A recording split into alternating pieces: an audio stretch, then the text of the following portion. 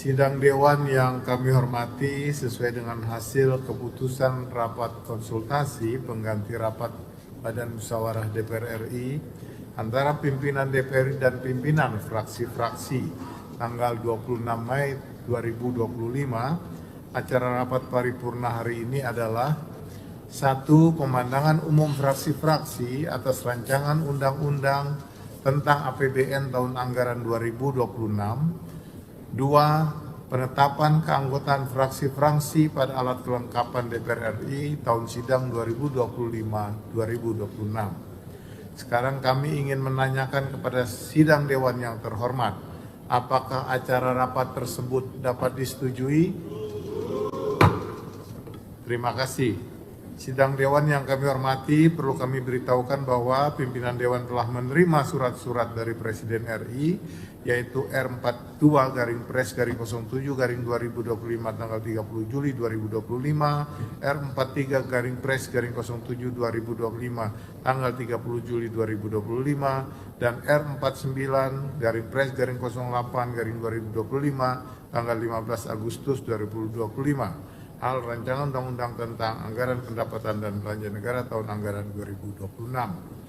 Surat tersebut telah ditindaklanjuti sesuai dengan peraturan DPR RI nomor 1 tahun 2020 tentang tata tertib dan mekanisme yang berlaku.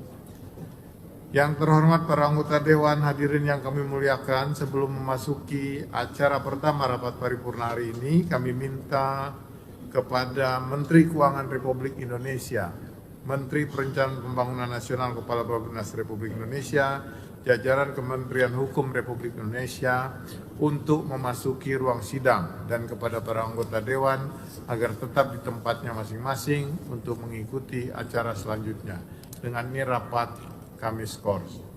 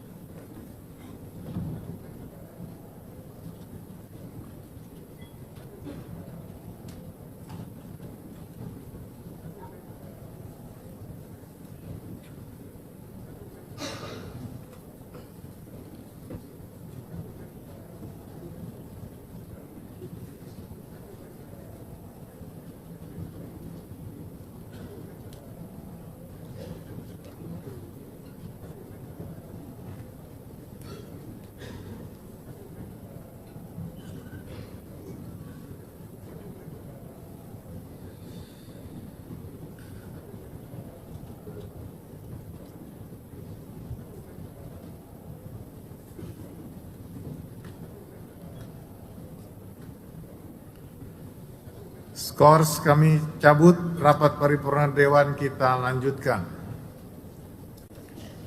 Yang terhormat Menteri Keuangan Republik Indonesia, yang terhormat Menteri Perencanaan Pembangunan Nasional, Kepala Bappenas Republik Indonesia, yang terhormat jajaran Kementerian Hukum Republik Indonesia, yang terhormat para anggota Dewan, hadirin yang kami muliakan. Marilah kita memasuki acara pertama rapat paripurna Dewan hari ini, yaitu pemandangan umum fraksi-fraksi atas rancangan undang-undang APBN tahun anggaran 2026. Sebagaimana kita ketahui bahwa pemerintah telah menyampaikan keterangan atas RUU tentang APBN anggaran 2026 beserta nota keuangannya pada rapat paripurna tanggal 15 Agustus 2025 yang lalu, dan sesuai dengan ketentuan pasal 168 ayat 2 peraturan DPR RI tentang tata tertib yang menyebutkan bahwa fraksi diberikan kesempatan menyampaikan pemandangan umum dalam rapat paripurna DPR atau RUU tentang APBN beserta nota keuangan sebagaimana dimaksud pada ayat 1. Oleh karena itu, untuk keperluan tersebut, Sekretariat Jenderal DPR RI telah menyampaikan daftar nama-nama juru bicara masing-masing fraksi yang akan menyampaikan pemandangan umum fraksinya dengan urutan secara bergiliran sebagai berikut. Yang pertama, Rio AJ Dodo Kambe BSC MM A281 fraksi PDI Perjuangan. Yang kedua Dr. Andes Hamka BKDMS A386 fraksi Partai Golkar. Yang ketiga Danang WS A109 fraksi Gerindra. Yang keempat Ratih Megasari Singkaru MSC A428 fraksi Nasdem. Yang kelima Haja Ratna Juwita Sari SEMM A54 fraksi PKB. Yang keenam Haji Amin AKMM A473 fraksi PKS. Yang ketujuh Dr. Insinyur Haji Ahmad Rizky Sadik MSI A516 fraksi PAN. Yang kedelapan Andi Muzakir Akil SHMH A575 fraksi Demokrat. Sebelum kami mempersilahkan kepada juru bicara masing-masing, kami meminta persetujuan kepada rapat paripurna Dewan mengenai waktu yang akan digunakan oleh masing-masing juru bicara. Apakah dapat disetujui paling lama 7 menit? Kalau lebih 7 menit, mohon dipersingkat-singkat saja. Yang penting substansinya telah disampaikan.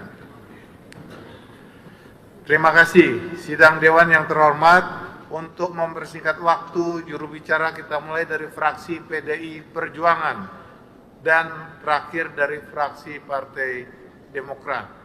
Kami persilakan juru bicara pertama dari fraksi PDI Perjuangan yang terhormat, Saudara Rio AJ Dondo Kambe BSC A251 untuk menyampaikan pandangan umum fraksinya. Kami persilakan.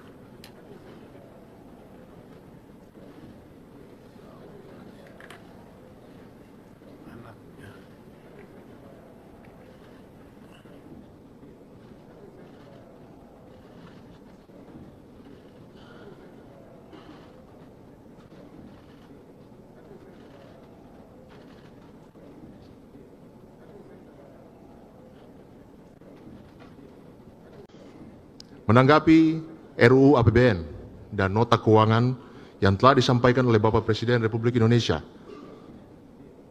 fraksi PDI Perjuangan berpendapat sebagai berikut.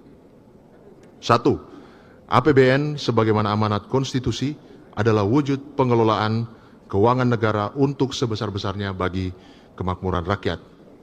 2. RAPBN tahun anggaran 2026 merupakan yang pertama yang disusun secara utuh oleh pemerintahan Presiden Prabowo Subianto yang akan difokuskan untuk mewujudkan kedaulatan pangan, energi, dan ekonomi.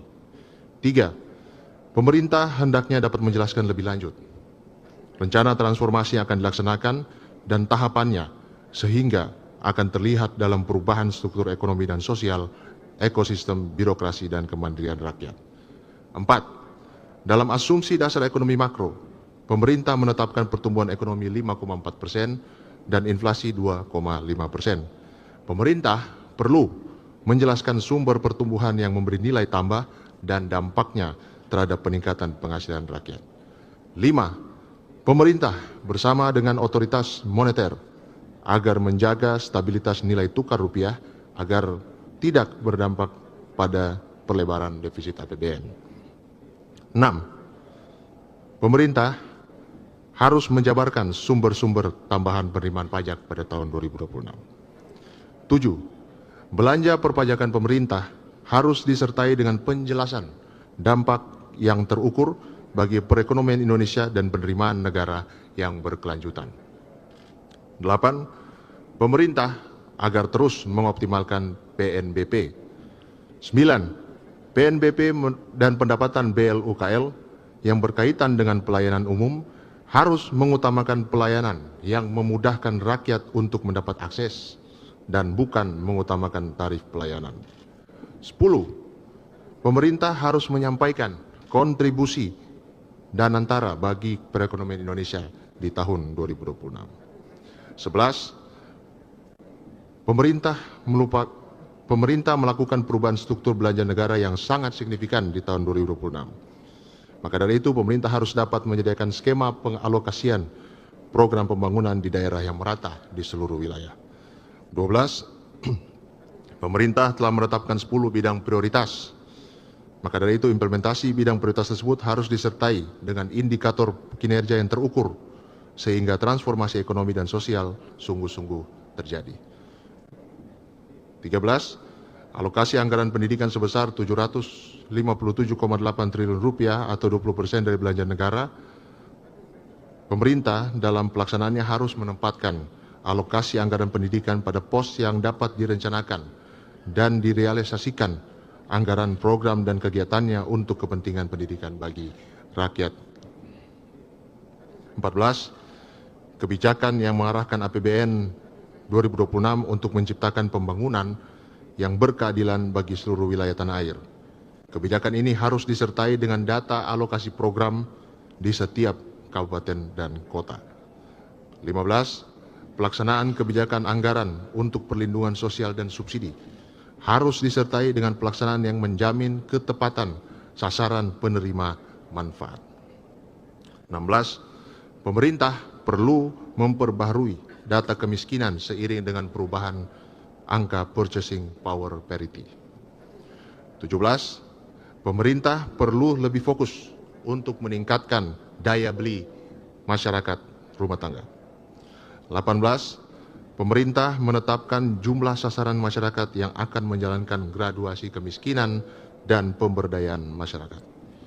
19. Kebijakan pemerintah dalam program pengelolaan belanja lainnya harus tetap disertai dengan tata kelola yang transparan dan akuntabel. Pelaksanaannya tetap perlu dibahas secara cermat bersama DPR karena setiap rupiah adalah uang rakyat. 20. Belanja negara yang semakin berkualitas, efektif dan efisien. Oleh karena itu harus disertakan setiap rencana kerja dan anggaran kementerian lembaga dengan prestasi kerja yang akan dicapai. 21. Alokasi transfer ke daerah menurun. Maka dari itu pemerintah perlu memastikan adanya skema alokasi program dan anggaran lain yang efektif agar pembangunan di seluruh daerah tetap terjaga. 22. Penurunan alokasi dana desa di tengah pelaksanaan program Koperasi Merah Putih Desa berpotensi melemahkan peran desa dalam pembangunan dan pembinaan masyarakat. Pemerintah perlu menyiapkan program berbasis desa dengan tata kelola yang baik serta penguatan kompetensi usaha. 23. Defisit anggaran, pemerintah perlu memastikan strategi pembiayaan yang aman.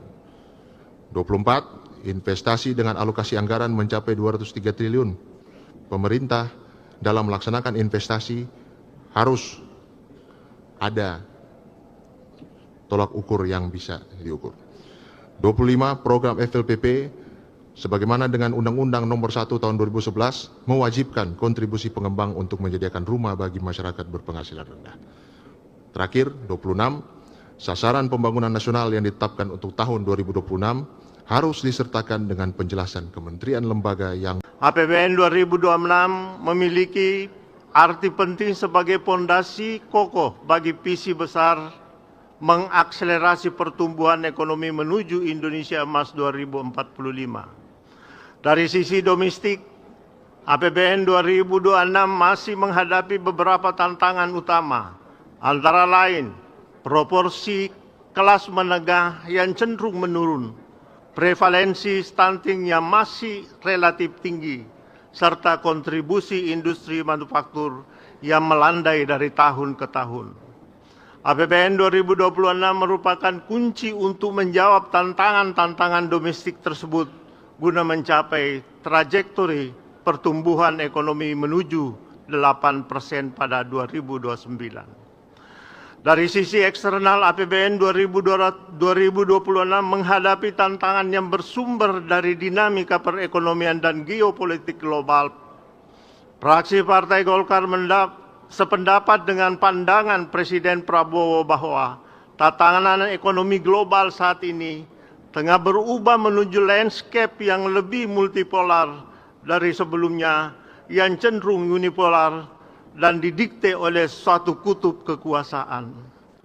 Perubahan tatanan global tersebut tentu akan berdampak secara multidimensi, baik secara moneter, fiskal, perdagangan internasional, hingga geopolitik dan geoekonomi antar kawasan.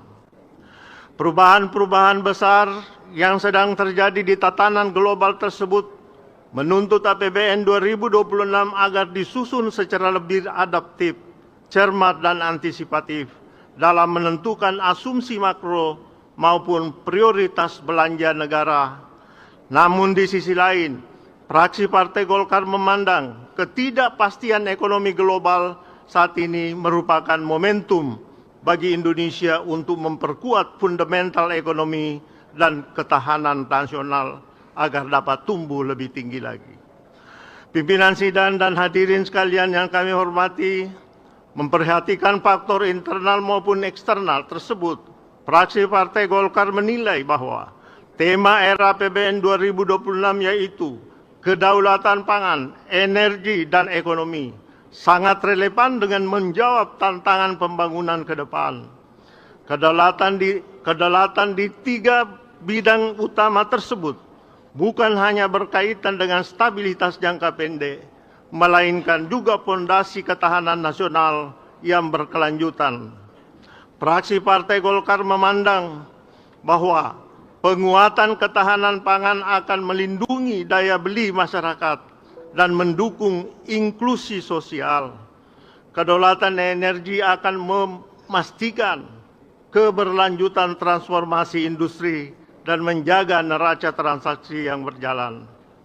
Adapun kedaulatan ekonomi akan menjadi payung besar bagi percepatan hilirisasi, industrialisasi, digitalisasi, serta integrasi UMKM dalam rantai nilai global. Dengan arah kebijakan tersebut, fraksi Partai Golkar optimis bahwa APBN 2026 dapat menjadi instrumen yang efektif dalam memperkuat fondasi pembangunan, menjaga kesinambungan pertumbuhan, serta menjaga status Indonesia sebagai salah satu kekuatan ekonomi utama di kawasan. Secara lebih rinci, fraksi Partai Golkar menyampaikan dukungan penuh terhadap pelaksanaan program makan bergizi gratis yang akan menjadi fondasi penting dalam meningkatkan kualitas sumber daya manusia Indonesia sejak usia dini. Fraksi Partai Golkar juga mengapresiasi hadirnya program koperasi desa kelurahan Merah Putih sebagai instrumen penguatan ekonomi rakyat berbasis komunitas lokal. Selanjutnya, Partai Golkar mendukung penuh pelaksanaan program Sekolah Rakyat dan Sekolah Unggulan Garuda. Bapak, Ibu sekalian, pimpinan dan hadirin sekalian, setelah mencermati rancangan Undang-Undang Anggaran Pendapatan dan Belanja Negara tahun anggaran 2026 beserta nota keuangannya, fraksi Partai Golkar berpendapat sebagai berikut. A. Dari sisi indikator makroekonomi, pertumbuhan ekonomi ditargetkan pada level 5,4% dari produk domestik bruto.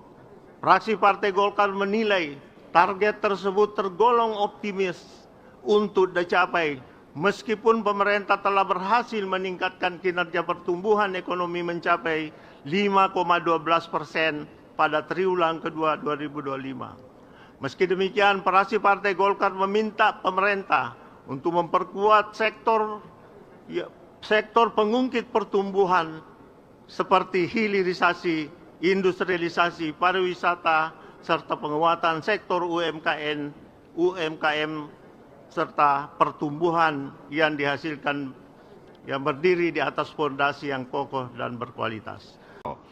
RAPBN tahun anggaran 2026 merupakan RAPBN pertama di masa pemerintahan Presiden Prabowo. Kami pandang sebagai instrumen kunci untuk mewujudkan cita-cita Presiden dan amanat konstitusi Indonesia bersatu, berdaulat, adil, dan makmur. Yang terhormat saudara pimpinan, kita telah bersama-sama mendengarkan apa yang disampaikan pemerintah mengenai RAPBN tahun 2026 beserta nota keuangannya. Atas dasar itu, fraksi Partai Gerindra DPR RI menegaskan dukungan terhadap desain kebijakan APBN bertema kedaulatan pangan, energi, dan ekonomi menuju Indonesia tangguh, mandiri, dan sejahtera, agenda yang telah menjadi pijakan pada 2025 dan kita lanjutkan penguatannya dalam RAPBN tahun anggaran 2026. Fraksi Gerindra DPR RI mendukung arah kebijakan fiskal pemerintah tahun 2026. Fokusnya jelas, yaitu memperkuat daya tahan ekonomi dan fiskal untuk meredam gejolak, menjaga stabilitas makro, mengakselerasi diplomasi ekonomi di perdagangan dan investasi, memperluas pasar ekspor, serta mensinergikan kebijakan fiskal, moneter, dan sektor keuangan. Melindungi usaha dan daya beli rakyat melalui insentif fiskal yang tepat sasaran serta penguatan program perlindungan sosial. Selanjutnya perkenan kami menyampaikan pandangan atas usulan pemerintah mengenai asumsi dasar ekonomi makro, pijakan utama penyusunan RAPBN tahun anggaran 2026 sebagai berikut. Pertumbuhan ekonomi 2026 ditargetkan 5,4%. Fraksi Gerindra memandang target ini adalah optimisme yang terukur, sedikit di atas asumsi APBN 2025 dan melampaui proyeksi IMF dan Bank Dunia. Fraksi Partai Gerindra memandang asumsi ekonomi makro yang disusun pemerintah harus ditopang kebijakan nyata yang menjaga daya beli dan mendorong konsumsi rumah tangga. Yang terhormat pimpinan dan seluruh anggota, wakil pemerintah dan hadirin yang berbahagia, fraksi Gerindra DPR RI menyambut baik langkah pemerintah di bawah kepemimpinan Presiden Prabowo Subianto untuk memperkuat kedaulatan pangan, energi, dan air, sejalan dengan pembangunan postur pertahanan yang modern dan tangguh. Kedaulatan ekonomi dan kedaulatan pertahanan adalah satu tarikan nafas yang tak terpisahkan. Mengenai postur APBN 2026 dengan proyeksi pendapatan negara mencapai 3.147,7 triliun rupiah yang ditopang oleh penerimaan perpajakan 2.692 triliun rupiah dan PNBP 455 triliun rupiah. Sementara belanja negara direncanakan 3.786,5 triliun rupiah yang terdiri dari belanja pemerintah pusat 3.136,5 triliun rupiah dan transfer ke daerah 649,9 triliun rupiah. Fraksi Gerindra DPR RI memandang positif usulan pemerintah menetapkan defisit anggaran sebesar 2,48% dari PDB. Kemudian keseimbangan primer juga semakin mendekati nol dengan desain defisit primer di angka 39,4 triliun pada 2026. Kami menyambut baik harapan Presiden Prabowo Subianto agar APBN di tahun-tahun berikutnya bahkan tidak ada defisitnya sama sekali.